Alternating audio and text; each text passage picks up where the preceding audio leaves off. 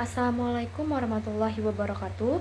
Perkenalkan saya Firda Agneita dengan NIM A1A322078. Baik, pada kesempatan ini saya akan menyampaikan hasil analisis buku hukum perdata yang ditulis oleh Rustan Darwis, Eliza Miharti, dan kawan-kawan. Buku ini diterbitkan oleh PT Global Eksekutif Teknologi pada tahun 2022. Nah, buku ini membahas mengenai ruang lingkup, perkembangan, dan penerapannya dalam sistem hukum di Indonesia. Pembahasan akan disusun berdasarkan isi bab dalam buku tersebut untuk memberikan pemahaman yang runtut dan terstruktur. Baik, bab pertama yaitu sejarah hukum perdata Indonesia. Hukum perdata di Indonesia memiliki sejarah yang panjang. Sebelum masa kolonial, masyarakat Nusantara telah menggunakan hukum adat dan hukum Islam sebagai pedoman dalam mengatur kehidupan sosial. Namun, ketika Belanda menjajah Indonesia, sistem hukum Belanda diterapkan melalui Burgerlijk Wetback atau BW yang merupakan hasil adopsi dari Code Civil Francis pada masa kolonial. Berlaku sistem penggolongan penduduk yang menyebabkan penerapan hukum perdata antara orang Eropa, Timur Asing, dan pribumi. Setelah Indonesia merdeka, hukum peninggalan kolonial tersebut tetap diberlakukan sementara sesuai aturan peralihan Undang UUD 1945. Seiring berkembangnya kebutuhan hukum nasional, beberapa aturan kolonial mulai diperbarui, misalnya melalui Undang-Undang Pokok Agraria pada tahun 1960 dan Undang-Undang Perkawinan tahun 1974. Hal ini menunjukkan bahwa hukum perdata Indonesia merupakan perpaduan antara hukum barat, hukum adat, dan hukum Islam. Nah, baiklah, selanjutnya yaitu bab 2, subjek hukum. Subjek hukum adalah pihak yang memiliki hak dan kewajiban dalam hukum. Subjek hukum dibedakan menjadi dua, yaitu manusia dan badan hukum. Nah, manusia menjadi subjek hukum sejak lahir hingga ia meninggal dunia. Namun, kemampuan manusia untuk bertindak dalam hukum ditentukan oleh kecakapannya. Anak di bawah umur dan orang yang mengalami gangguan mental dianggap tidak cakap hukum. Selain manusia terdapat badan hukum. Nah, seperti badan hukum ini seperti perseorangan terbatas, yayasan, koperasi, dan negara yang secara hukum diperlakukan seperti manusia. Badan hukum dapat melakukan perbuatan hukum, memiliki harta, serta menggugat dan digugat.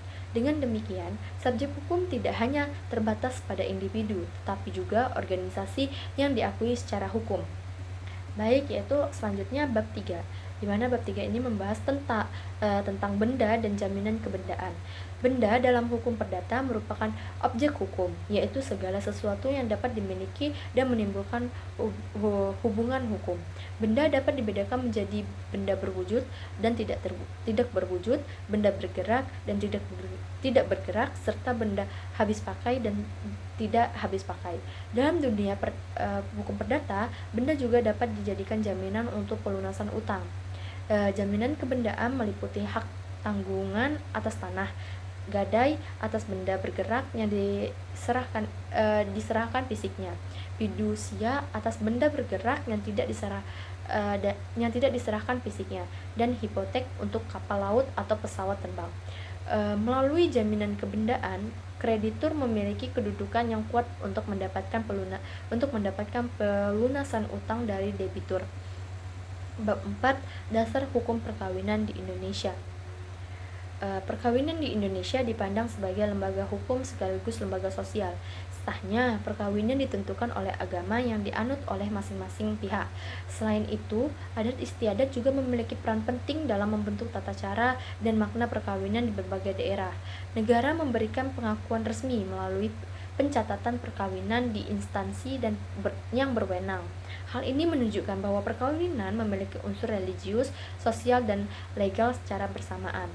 Selanjutnya bab 5 yaitu asas, syarat sah, dan larangan perkawinan.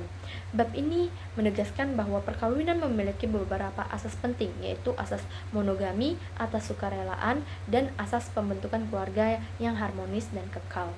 Agar suatu perkawinan sah, terdapat dua syarat yang harus dipenuhi, yakni syarat material berupa persetujuan kedua calon mempelai dan usia yang memenuhi ketentuan hukum, dan syarat formil berupa pencatatan perkawinan. Terdapat pula larangan yang dalam perkawinan seperti larangan menikah dengan keluarga saudara atau pihak lain yang masih dalam hubungan yang dilarang oleh agama dan hukum. Selanjutnya yaitu bab 6. Bab 6 ini membahas tentang pencegahan, pembatalan, dan perjanjian perkawinan. Nah, perkawinan dapat dicegah apabila syarat-syarat perkawinan tidak terpenuhi sebelum berlangsungnya akad. Sementara itu, pembatalan perkawinan dapat dilakukan apabila setelah perkawinan berlangsung ditemukan pelanggaran terhadap syarat sah perkawinan. Selain itu, pasangan dapat membuat perjanjian perkawinan untuk mengatur perkembangan harta kekayaan selama perkawinan. Perjanjian ini harus disepakati sebelum atau saat perkawinan dicatatkan oleh negara. Nah, selanjutnya yaitu bab 7 membahas tentang hak milik. Hak milik merupakan hak yang paling kuat dan penuh atas suatu benda. Hak milik memberikan kewenangan kepada pemilik untuk menguasai, menggunakan, dan menikmati benda tersebut. Hak milik dapat diperoleh melalui pembelian, warisan, hibah, atau putusan pengadilan. Namun, hak ini dapat berakhir apabila benda musnah, pemilik melepaskan haknya atau dicabut oleh negara untuk kepentingan umum. Bab 8 membahas tentang hukum tentang orang. Hukum tentang orang membahas kapasitas hukum seseorang, baik dalam hal hak maupun kewajiban. Domisili atau tempat tinggal seseorang penting sebagai dasar penentuan yurisdiksi hukum. Selain itu, catatan sipil berperan dalam mencatat peristiwa penting kehidupan seperti kelahiran, perkawinan, dan kematian sebagai bukti legal status seseorang. Selanjutnya yaitu bab 9 membahas tentang hukum perjanjian. Nah, perjanjian ini merupakan kesepakatan antara dua atau lebih pihak untuk menimbulkan akibat hukum. Agar sah, perjanjian harus memenuhi 4 syarat, yakni adanya kesepakatan, kecakapan pihak, objek tertentu, dan sebab yang halal. Prinsip utama dalam hukum perjanjian adalah kebebasan berkontrak, namun kebebasan ini tetap dibatasi oleh peraturan hukum yang berlaku. Selanjutnya yaitu yang terakhir bab 10, di mana bab 10 ini membahas tentang perbuatan melawan hukum. Perbuatan melawan hukum terjadi apabila seseorang menimbulkan kerugian pada orang lain secara sengaja maupun karena kelalaiannya. Unsur-unsur tersebut melawan hukum. Unsur-unsur perbuatan melawan hukum meliputi adanya perbuatan, sifat melawan hukum, adanya kerugian, dan hubungan sebab akibat. Pelaku perbuatan melawan hukum berkewajiban menggantikan kerugian kepada pihak yang dirugikan. Baik, itu saja yang dapat saya sampaikan. Saya akhiri, wabillahi taufiq wa hidayah. Wassalamualaikum warahmatullahi wabarakatuh.